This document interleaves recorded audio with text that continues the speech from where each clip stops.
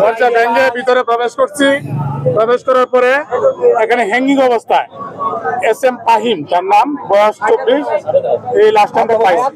বিধি মোতাবেক লাশ নামায় আমরা সুরতাল প্রস্তুত করছি। যেটা আমরা হ্যাঙ্গিং অবস্থায় পাইছি, প্রাথমিকভাবে ধারণা করা হচ্ছে সে আত্মহত্যা করছে।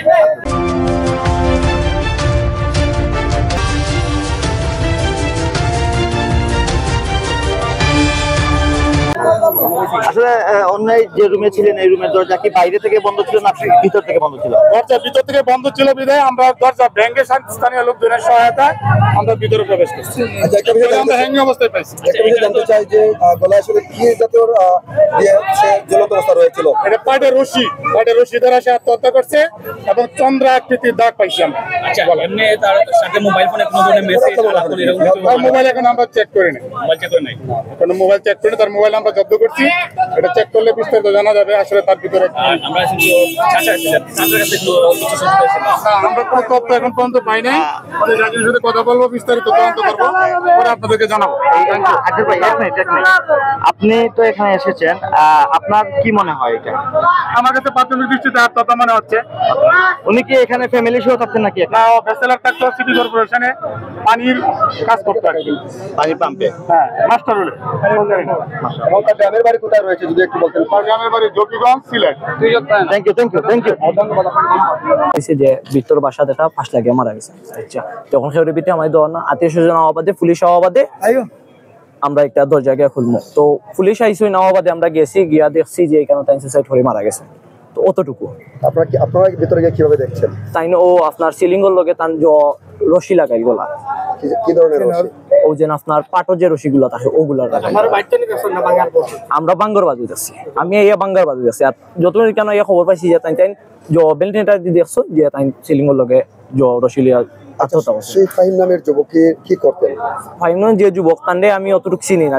যতটুকু হুমছি তাই সিটির মাঝে পাইপিং জব করতা, পানি শাখা জব করতা। আর এমনি তার লগে আমার এমনি 1-2 বার তার লগে আমার দেখা হয়েছে। আমার ওই লঙ্গিয়া একটার বাসার নম্বর আমি কইতে পারলাম না। কিন্তু আমরা এক লগের বাসা, ওই লগে আমার বাসা 29D, আর একটা ওইটার লগে। নাম কি?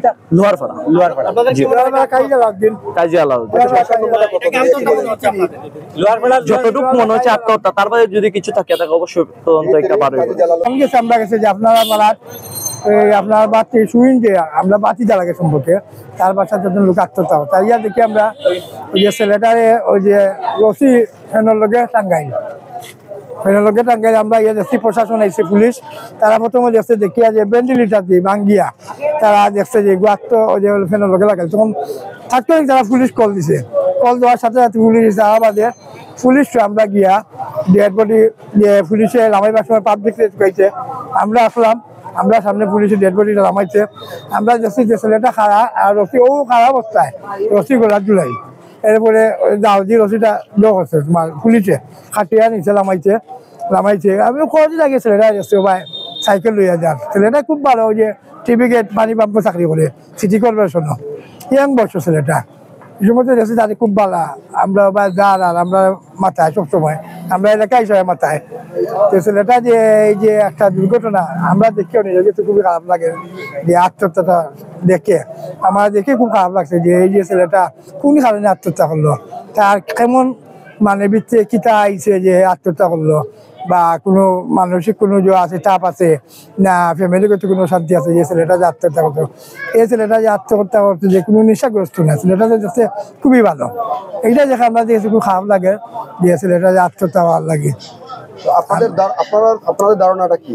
ধারণা তো আমরা যে পুলিশও হয়েছে যে এটা ঠিক আছে। এখন এটাই তো পোস্টমর্টমের ব্যাপার। পোস্টমর্টম যদি আইনে তারা পোস্টমর্টম করে, পোস্টমর্টম হয়তো বা সত্য মিথ্যা যাচাই বেরিয়ে আসবে যে যদি কেউ যদি ষড়যন্ত্র থাকে বা ছেলেটা তার নিজের ইচ্ছা আত্মহত্যা করে তাও বেরিয়ে আসবে, বা কেউ যদি কিছু করে থাকে তাতে পোস্টমর্টম বেরিয়ে আসবে। তাই ওসি আমরা সাথে তদন্ত ওসি আসিল আলাপ করিয়া, সিটি কর্পোরেশন আরও আসিল, এরা লাগে আলাপ করিয়া তারা কইছে যে আমরা পোস্টমর্টম নিতাম। এরার অনুমতি লইয়া এবং এনামূলক আমরা সিটি কর্পোরেশনের এন্ডে ফোন করিয়া জানা হয়েছে। তাইনিও কইছেন ঠিক আছে আপনারা আইনের প্রতিক্রিয়া যেটা আপনারা আইনের যে আছে আপনারা আইনিভাবে ব্যবস্থা নিন, আপনারা পোস্টমর্টম করেন, আমাদের কোনো আপত্তি নেই। তো আপনারা কখন জেনেছেন আসলে ফাহিম নামের সেই যুবককে আমি আইজায় শুনছি যে ছেলেটারে বলে তারা দুপুর 12টা থেকে কল দেন, তারা আত্মীয় থাকে কল মোবাইল বন্ধ তারা কল দিয়ে তারা আইসে 4টা বা 5টা বাজো 5টা মাগরিবেলা যারা আটকানে আমার এলাকার ওই যে মালিকের ছেলে না যে বাইরে যাচ্ছে যে দরজা তালা মারা, তখন তারা বেলডিটারে ভাঙিয়া দেখছে যে ছেলেটা ওলা গলার লগে রশি লক্ষাইল ফেনের লগে রশি আর গলাত রশি। ও তারা তাৎক্ষণিক পুলিশ ফোন দিছে, পুলিশ ইয়ে পাবলিকে করিয়া তারা আমরা সাক্ষী রাখে তারা এটা তালা ভাঙিয়া ডেড বডিটা এই মাত্র তারা নিয়ে গেল।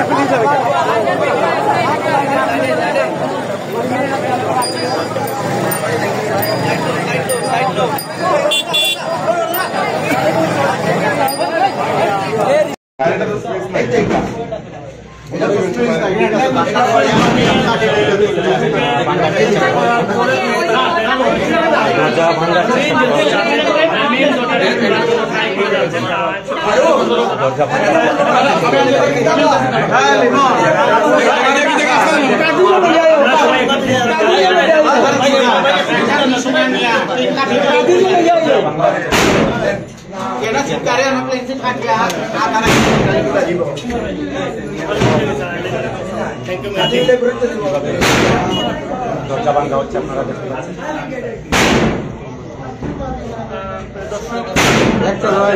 এখানে অনেক চেষ্টা করছে, তারা সাফল্যের চেষ্টা করছে যেটা কাটার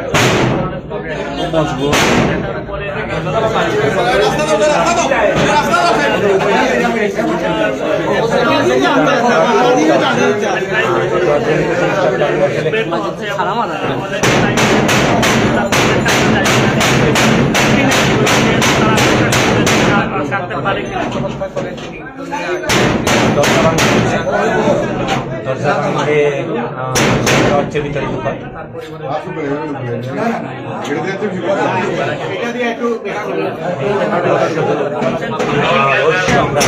জানতে চলেছি।